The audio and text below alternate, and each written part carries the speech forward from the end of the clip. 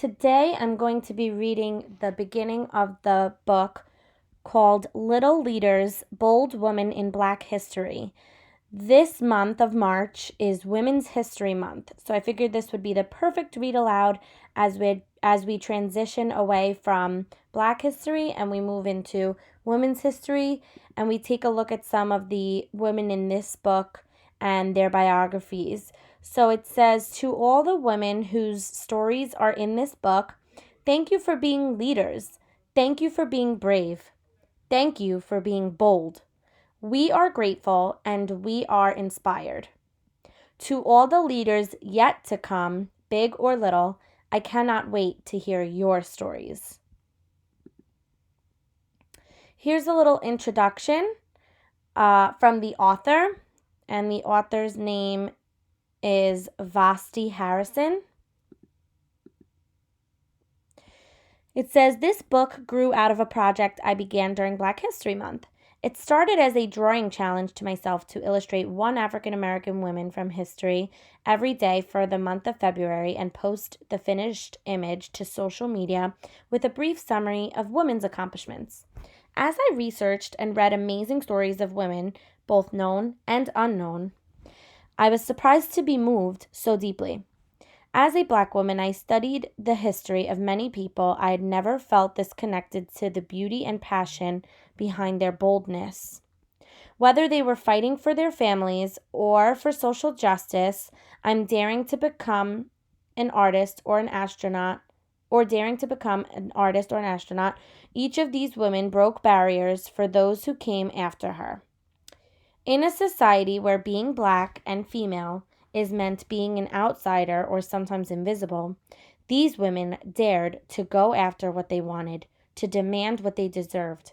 Some of them were reluctant leaders, while others were not even conscious of their bravery, but their legacies live on to pave the way for more of us to follow. Many of them didn't set out to be pioneers, but all of them were, and we can look into each one of them for inspiration. I wanted to tell you their stories together to celebrate not only their collective contribution to history, but also their diversity.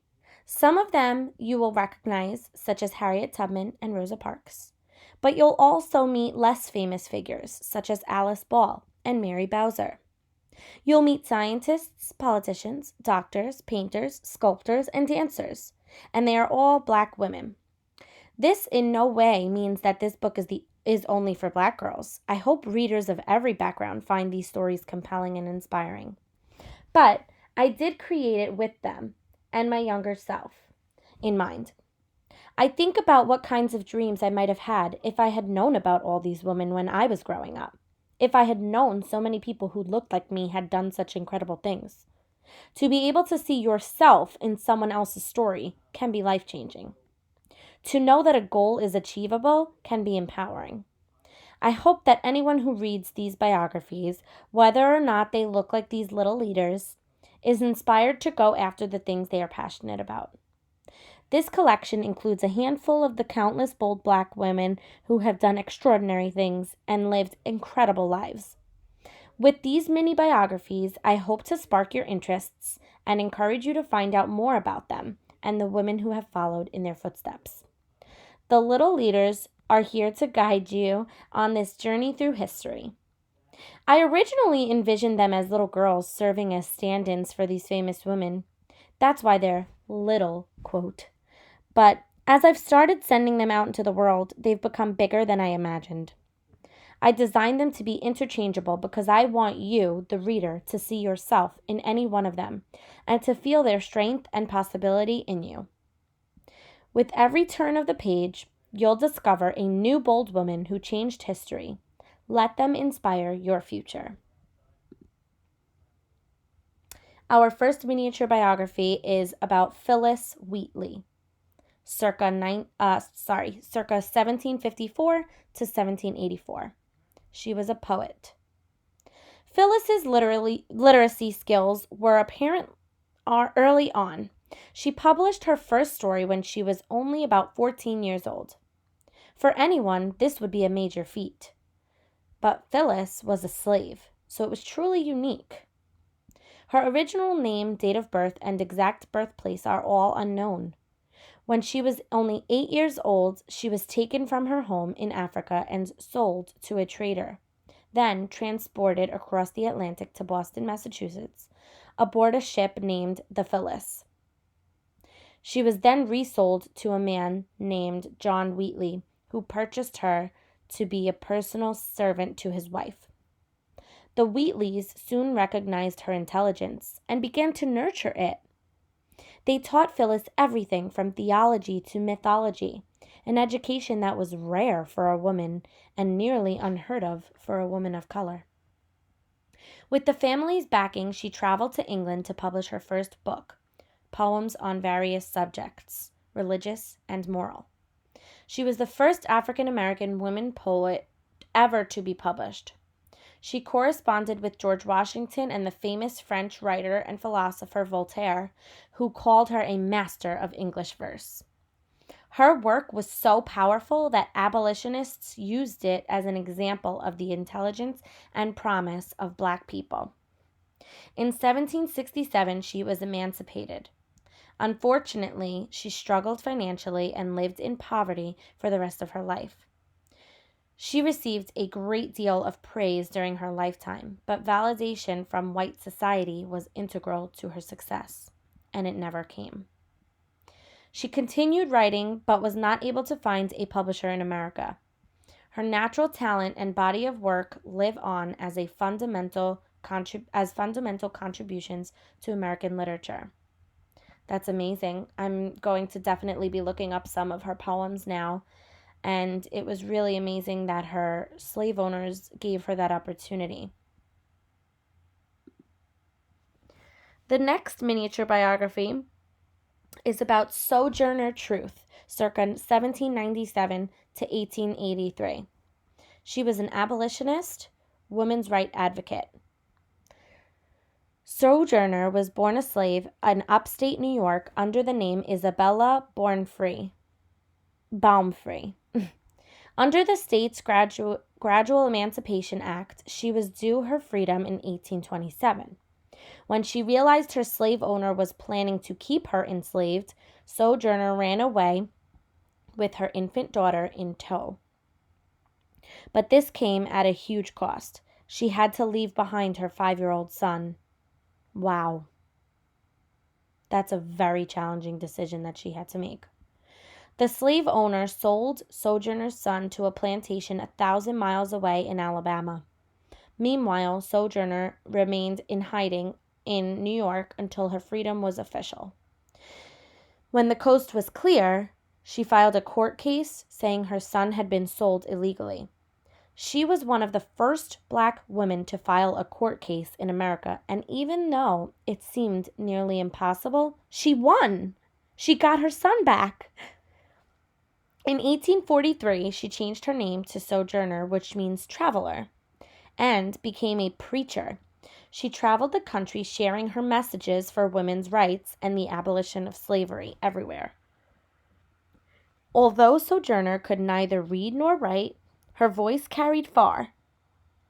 In December 1851, she gave a speech that she made up on the spot. In it, she advocated on behalf of Black women who faced the double discrimination of racism and sexism and had often been left out of the fight for equality. The speech is known by its most famous refrain, "Ain't I a woman?" She went on to encourage African Americans to fight on behalf of the Union in the Civil War, for former slaves to be given places to live, and for the desegregation of streetcars. She was an agitator and a fierce activist for equality. What a brave woman.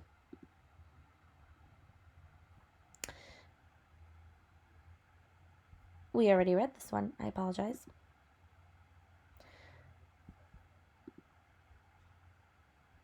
All right, and our last miniature biography for the day will be Mary Bowser, circa 1842, ? We're not sure. She was a Civil War spy, and that's why she has her fingers over her mouth like a spy would, because she's secretive. Very little is recorded about Mary's life. What we do know is that she was born into slavery in Richmond, Virginia around 1840. She was purchased by the wealthy Van Lew family as a companion for their daughter Elizabeth. The Van Lews were no ordinary family in the South, though. They had a secret. They were Northern spies and abolitionists involved in the secret Underground Railroad. Prior to the war, when Mary was a teen, Elizabeth granted her freedom and arranged for her to receive her education in Philadelphia. Mary wanted to assist the Van Lews in their efforts against the Confederacy. At that time, in the South, it was illegal for a black person to have an education or even to read. Could you imagine if it was illegal for us to read? That really bothers me. For that reason, no one would ever suspect Mary was a threat. As a slave, she could hide in plain sight, so she agreed to go undercover as a slave in Jefferson Davis's Confederate White House. While cleaning, she would steal glances at confidential memos, and while serving dinner, she would eavesdrop on conversations between Confederate officials. So she's stealing paperwork and she's listening to their conversations. And then she passed information about the troop movements and army plans to Elizabeth, who passed them along to the Union officials. Rumor has it Mary had a photographic memory and was able to read a page once and recite it back for word. After the war, Mary educated free slaves and traveled around the United States giving speeches. For a long time, she was careful to conceal her true identity using a variety of aliases. That means she used different names. Eventually, she disappeared completely, but she is remembered.